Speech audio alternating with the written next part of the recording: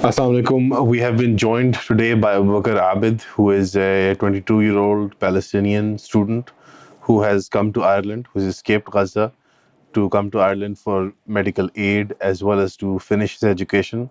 He was an aspiring sports journalist, but the war has forced him to become an informal war correspondent. Abu Bakr, how are you, brother? Thank you so much for having me. I'm really good. I'm trying to cover from here, as you just mentioned. And yeah, thank you. Have you adjusted to the weather in Ireland? I can imagine it's much colder than Gaza. Well, I think it's okay because we lived in Gaza under the most, the most freezing temperatures because of the situation and the circumstances. It's really hard to adjust to anything here or to acclimatize to anything here. However, I'm trying. Well, we wish you the best of luck, Abu Bakr, inshallah, and we hope that your repatriation to Gaza is made possible soon, and we hope that you can use your education that you might get potentially in Ireland to further highlight the plight of the Palestinian people and to help end the apartheid regime of Israel. I hope so. Inshallah. I truly hope so. Abu Bakr, you wrote an article recently and we had the privilege of reading it. And I would like to ask you questions in the form of excerpts from the article. And mind you, this is going to be airing on Eid in Pakistan, which is going to be on Saturday. So people will be watching this, people watching right now in their homes, wherever they are, will be in a state of Eid. You've expressed deep grievances with Muslims and Muslim countries in general, which I suspect is more primarily targeted towards the Gulf Arab regimes. But most Muslim countries are not, exempt from this criticism.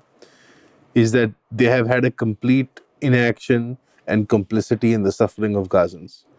You had multiple lines of arguments, but this is a very provocative statement. Historically, the Palestinian cause, if even to the extent of lip service, had some support in Muslim regimes. How do the Palestinian people feel? How do you feel about this? And why do you think there was such complicity this time around? When you look at Gaza, it's a test of humanity. That's first. It's not only just about the Arab countries. It's also about the whole world. But the thing here is that the Arab countries are our neighbors. They are around us. They're next to us, particularly Egypt, Jordan, and other different countries. And we are all Muslims.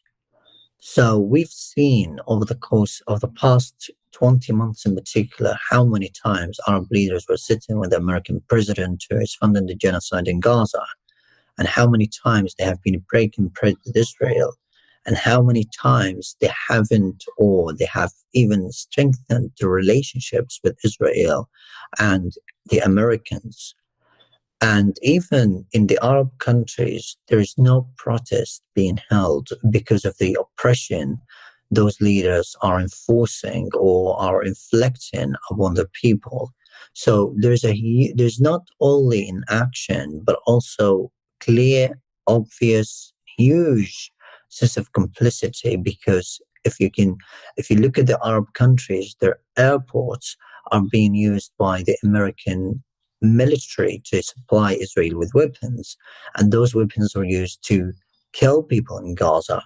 And when you look at the Arab countries, their people are not ready to face their governments and tackle them and stop them from supplying Israel with weapons or from using their own airspaces by American fighter jets that land in occupied Palestine that are used as well to kill Palestinians and maim them.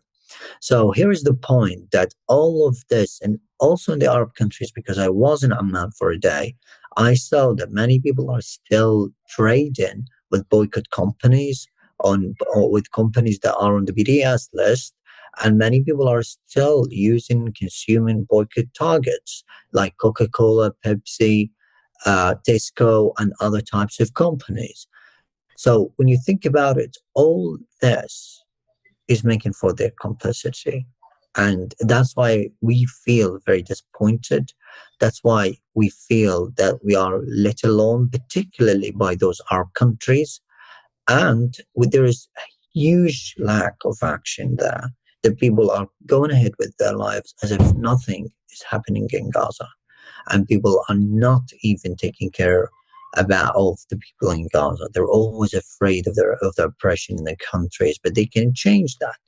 But unfortunately, all the time excuses are made up, and even those Arab leaders are okay. They feel like they are okay with what is happening in Gaza right now and the killing of brothers and sisters. And even if you look at Egypt, Egypt is the neighboring country, and it has control, or it controls the southernmost parts of the strip, or the borders, sorry, with the southernmost part of the strip in Rafah.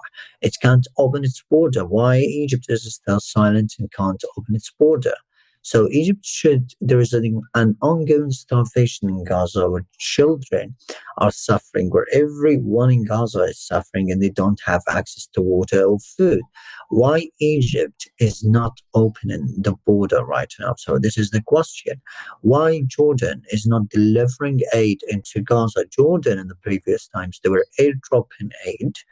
However, right now they're not doing anything, although the airdropping was absolutely humiliating.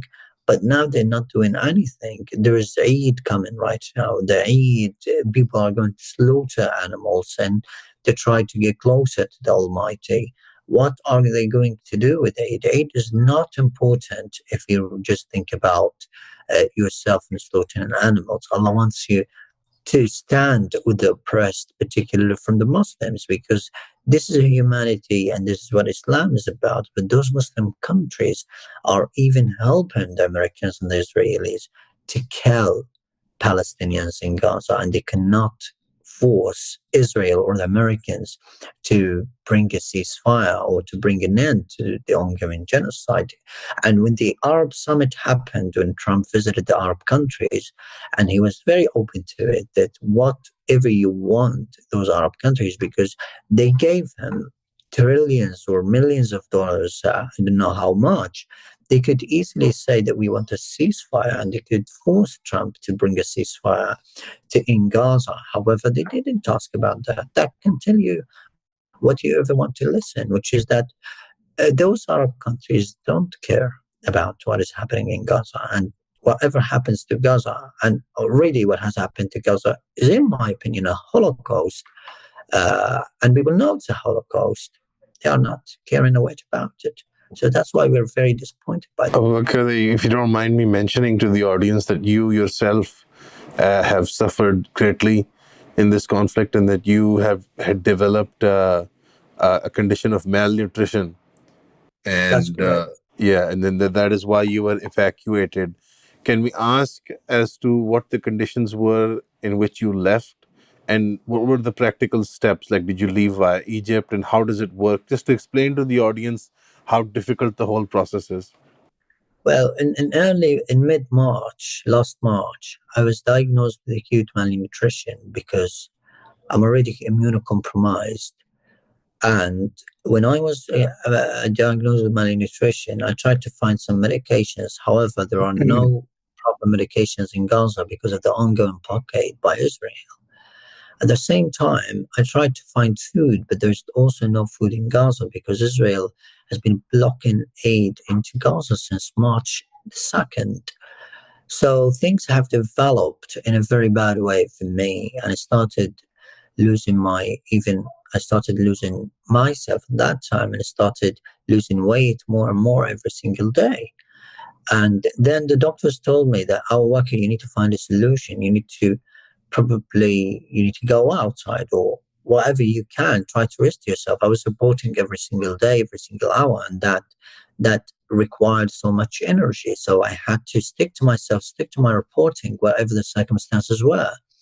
Nonetheless, for me in particular, I was unable sometimes to stand on my feet. I was unable to walk for kilometers because of the situation and my own situation. I needed food, I needed energy, but I couldn't find that. So a few weeks later, I was offered a long-standing scholarship, which was offered before, but I never wanted to leave Gaza because I wanted to do my own part. I wanted to defend my homeland my own way. And I refused that multiple times during my time in Gaza. But this time, it was very necessary for me to go outside to take care of my health because my body, my fragile body, cannot hold it anymore, cannot take it anymore. So I left Gaza through the Karm Salem crossing, which is between occupied Palestine and Gaza, and then I went I underwent the Israeli borders, and we were checked, and we went to Jordan. From Jordan, we traveled to Istanbul, and from Istanbul, which was a layover, we traveled to Dublin, and here I am in Ireland. Right. And Abu Bakr, if I can ask you, what kind of food were people around you eating, and which part of Gaza were you in? I was in Deir al-Balah, and the kind of food we've been eating throughout the whole genocide was just canned food. And canned food, people have to understand that the canned food we were receiving, which was a deliberate, heinous act by the Israeli military, and something they have forced or humanitarian organizations were compelled to do, was the worst quality of food. So it was just canned food and a few vegetables that were available. Right now, there is not a single fruit in Gaza. There is not a single banana in Gaza. There's not a single orange in Gaza.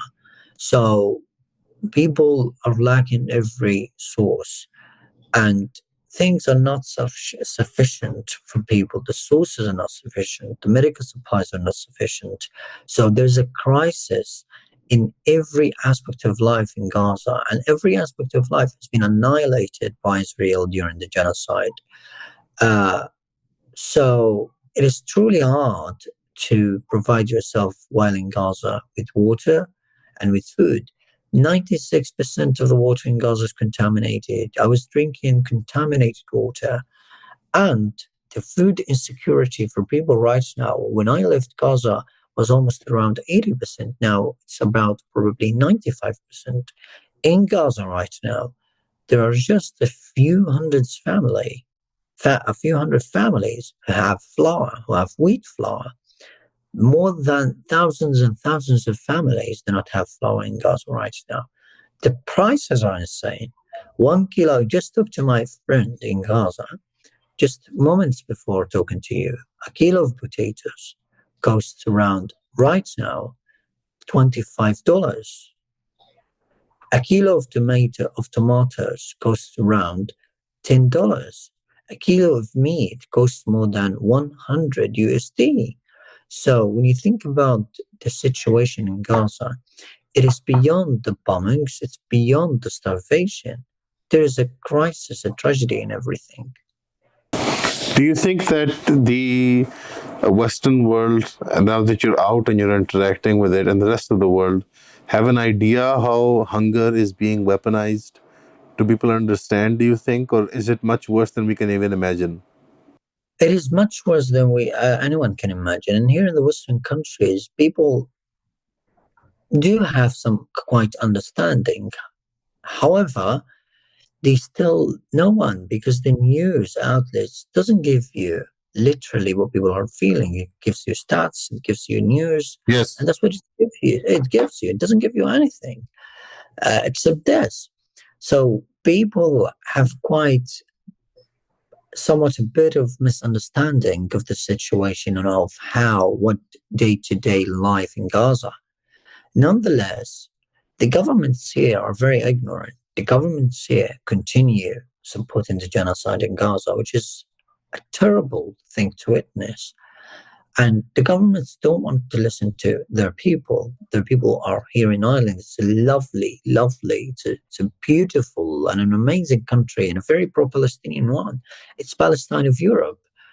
However, the government here doesn't want to listen to its people. Even there are politicians here who are calling out on its government on their government to stop the genocide in Gaza. But the government is not listening. The government is still allowing its airspace to be used by the Americans to supply Israel with weapons. The government is still not enacting the Occupied Territories Bill, which prevents Israel from expanding its settlements in the West Bank. The government is still silent in what is happening. So all these factors are really, really causing people suffering in Gaza and even fueling people suffering in Gaza. We can only imagine what it's like right now. But considering that this is coming out on Eid, people are going to wear nice new clothes, put on perfume, sacrifice animals, going to share meat, share, dinner parties and have sweets. What do you think the spirit of Eid should be like this year for Muslims across the world? It should be solidarity with the Palestinians. People don't have to give idea to their sons and their children. They should collect this money and send it to people, to the needy people in Gaza. Everyone in Gaza right now is poor. There is poverty everywhere across Gaza. People shouldn't spend a lot of money in just bringing animals and slaughtering them. I don't think, I'm not like, Allah is the judge, and we know Allah is the judge, and Allah knows what is inside our hearts. However, Allah doesn't want us just to slaughter animals and to continue our lives while the oppressed are being subjugated, suffocated, and slaughtered every single day. So imagine, think of it like people, you are slaughtering an animal while your brothers and sisters elsewhere across the globe are being slaughtered. How human are you to just do that? I don't know. Like, people have to have this level of consciousness and to have a conscience, at least, to support Gaza and to stand by their back. They shouldn't do that. What are the practical? A lot of people complain that they are unable to get charities and institutions on hand because of the There are blockade. individual fundraisers. There are individual fundraisers that people can depend on. I agree that the charities and the humanitarian organizations, most of them are not transparent. I agree. This is something I reported on and tried to challenge humanitarian organizations with. But there is another way, which is to send direct money to people, to the needy people in Gaza, to the individual fundraisers. And it's easy to verify that. You can ask the person on social media, they give me a proof they are in Gaza, because there are many scammers. I know that. I'm aware of that. You can ask for evidence. You can ask for proof. Do not send money to charities. I agree with that. Do not even. If what's the best method? Is it like through bank transfers or like cryptocurrency? Bank transfer could work, but currency could work. The Cryptocurrencies. And yeah, this one could work. I'm not an expert on this. Same. That's why I'm asking. I have no idea how they work. Yeah. No, I'm not expert on the digital currency. Same, yeah. That's why I was asking. I have no idea how they work. Yeah, but I don't know how this works. But bank transfers can work. You can go to the fundraisers like GoFundMe, Shaft, and the others on social media of those Palestinians, send money to them, and that's how you do it. People in Gaza. If I don't want to put you on the spot, but for this Eid, if I could ask you for 5 or 7 recommendations, would you be able to give me the links that I can put in the video that people can see and that they can contact directly for Eid? Yeah, I'll do that. Would you be comfortable with? All right, you give me the thing. I'll do that. Okay. Thank you so much. I know some families who do that. Yeah, and thank you so much for being open to do that. There are many families we may know in Gaza who are very desperate. Okay, thank you so much. I have no problems with that. Okay. So this Eid, the spirit of sacrifice should be considered in the light of the sacrifices the Palestinian people are giving. And there are practical steps to do this, that they can provide aid and people can spend their money and give directly to the families. We've established that. But though that's the bare minimum, alongside maybe boycotting, which you believe in. A lot of people in Pakistan would say that, boycotting doesn't work. It's not real. There's no point. We have contracts with these companies. You as a Ghazan who've just come out, what do you think about the boycott? Clearly, because there's a big complaint people make is that. Brilliant question. Okay, thank you so much. That's a really decent question. And the thing is that, okay, boycott doesn't work. Okay, but be a human. We're not asking you to make something. We're not asking you to boycott to stop the genocide. We're asking you to be a human. That's what we are asking you for. Because when you are drinking Coke, you are drinking our blood. Because when you are using those boycott targets, you are paying for the price of our slaughter. You're paying for that. So just be a human. We're not asking you this to stop the genocide. We're not asking you this to see if it is effective or not, or whether it's effective or not to boycott. We're not asking you for this because of this. We're asking you simply because we want you to feel Right. human. We want to see that you are a human. That's why we are asking you to boycott. And the boycott, even if it is ineffective, it can make a huge global campaign against what is happening. People can understand. No, I agree. I don't even think they're ineffective. They are effective. Spain just paused their $7.5 million arms deal with Israel because protest and boycott work. It's a big threat to Yeah, European it works. markets. But I'm just saying, like, for people who are claiming it's not working, I'm just saying that be a human. Do not Yes. contribute and do not be guilty, do not be convicted of sending money or of buying coke or of contributing to the killing of Palestinians. That's what we need. That's why boycott is important. What about protest? Do you feel like the Muslim world has protested their governments in their complicit support for Israel well enough? No, we have seen all that. They haven't even, or for one time, they haven't done anything. No, we've all seen that. We are not honest with ourselves if we say that the Arab people have done anything to support Gaza except, they're saying except prayers and send them money. They haven't done anything.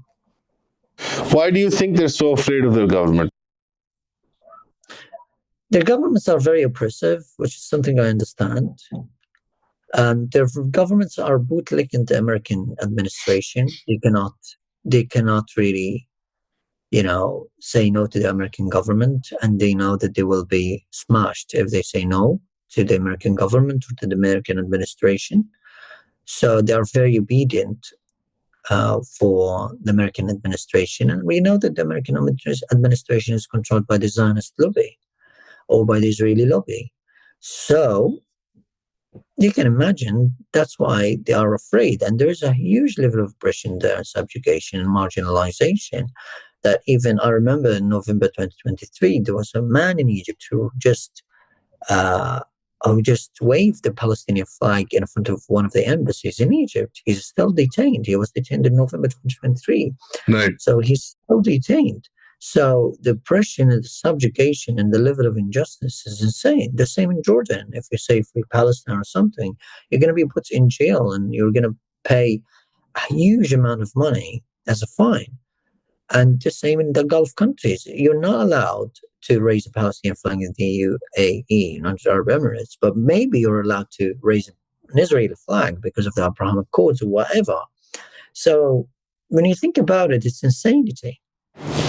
Do the Palestinians expect military intervention by Muslim countries? Do you think that's an expectation that Palestinians have on ground? I haven't seen anything.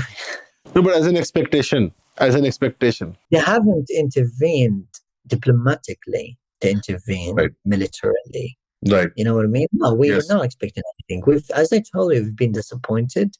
We've been frustrated by the lack of action, by their complicity and their silence. So our expectations were high at the beginning of this genocide.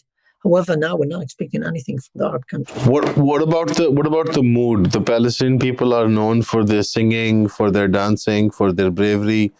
Are the people still in good spirits? I know this is an insane question to ask. They are. That's a good question. People in Gaza are devastated. They're gutted. The buildings are gutted. Gaza is devastated. Gaza is destroyed. Most of the Gaza Strip is destroyed, and you have to know that.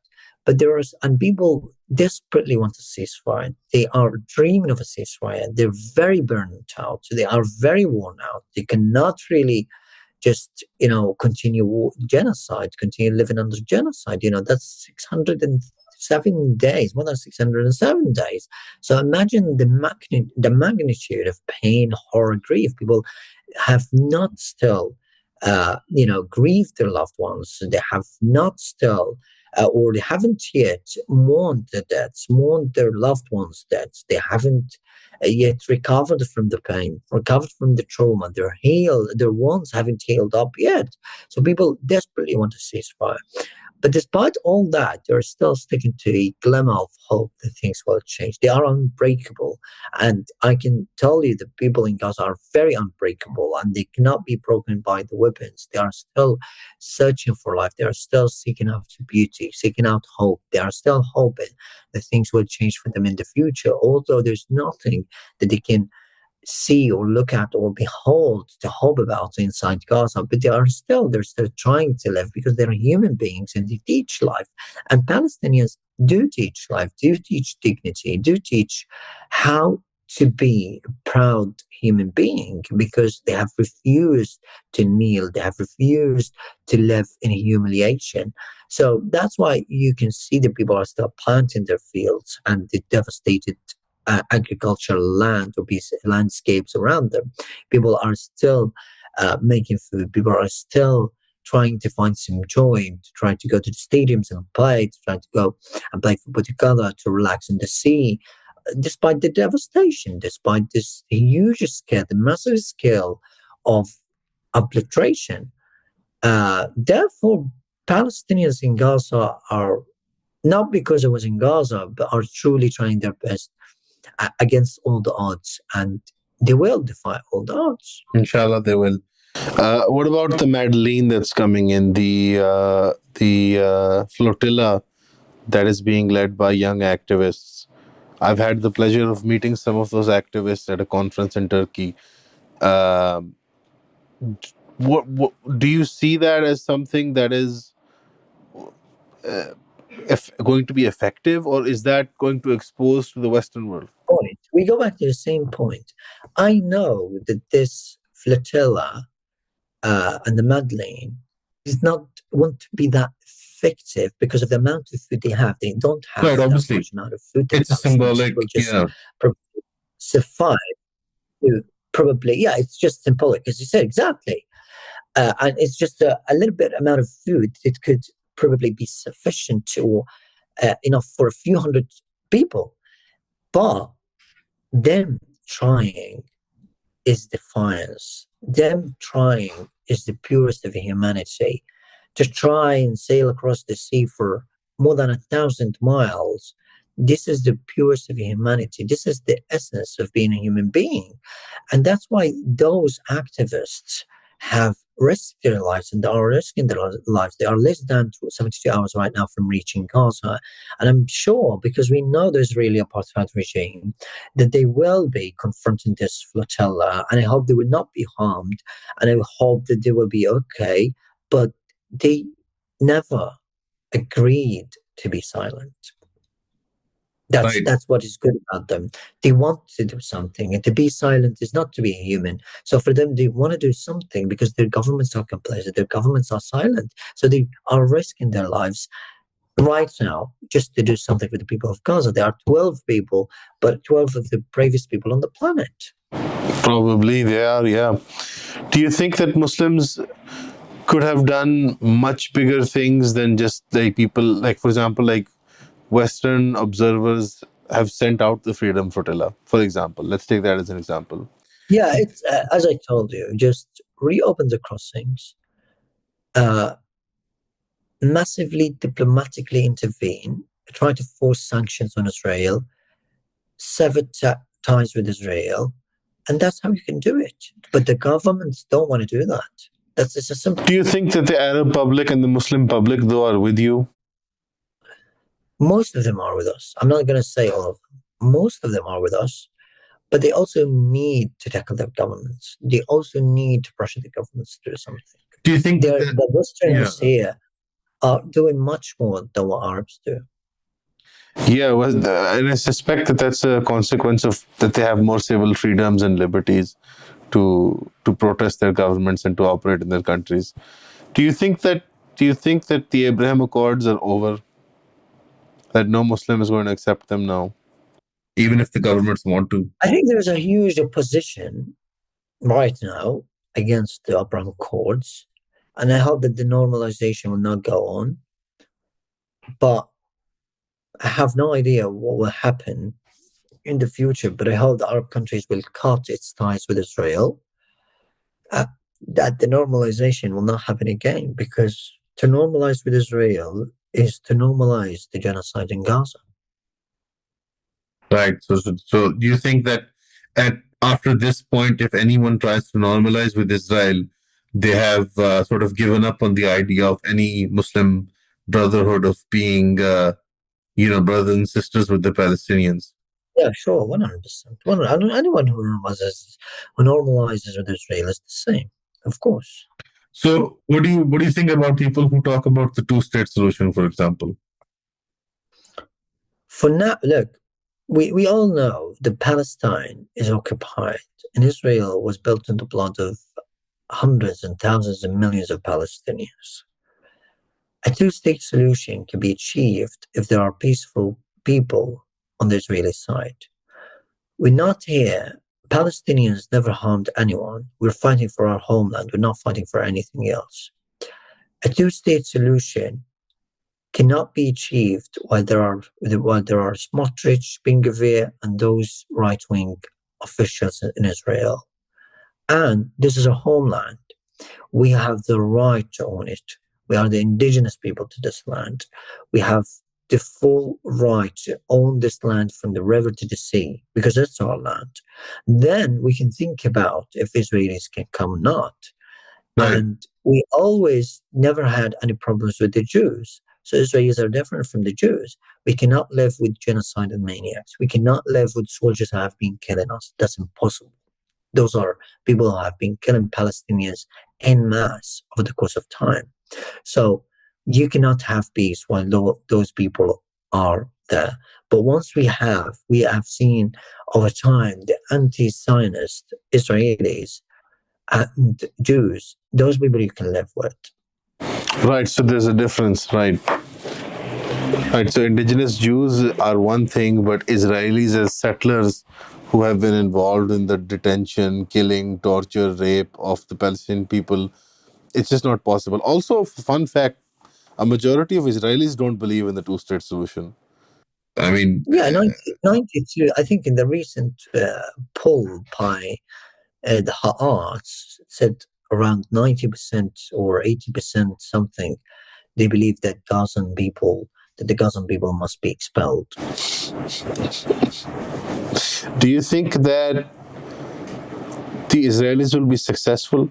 Do you think the Egyptians will allow for the Israelis to be sent out into the desert?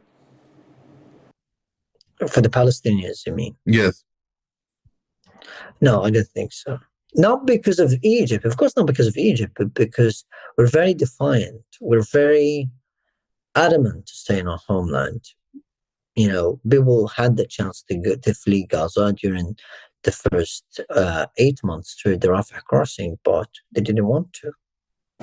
Do you think Israel now has set its sight on maybe not pushing people out now, maybe killing them in large numbers? How many, no matter how many people are being killed right now by Israel, those people, as I told you, their hearts are planted in this land. They can't leave it simple. Like how many people do you want to kill? You've been genociding people for the past 20 months. Even if Israel wants, I have a belief, the longer Israel stays at war, the more imminent the Zionist project is going to end. And you cannot beat people who are, as I told you, who are the rightful owners of this land, who are indigenous to the land. You cannot beat them because they know they're here, their hearts are here, and everything about their lives, their memories, their houses, everything about their life is here, despite the destruction. We cannot live outside our countries. We cannot live outside the strip. And that's what we are thinking about. Right. So, being the native indigenous people of the land, you think that the sentiment is that the cousins and the Palestinians will resist to the last man, fight to the last man and woman and child. Yeah, definitely. We are all resistant. We all resist, but in different ways. Right. Some militarily, some with protest, some with defiance, obviously. And And Palestine has a right to defend itself. People have to know that. of Palestine course, has a right to defend itself.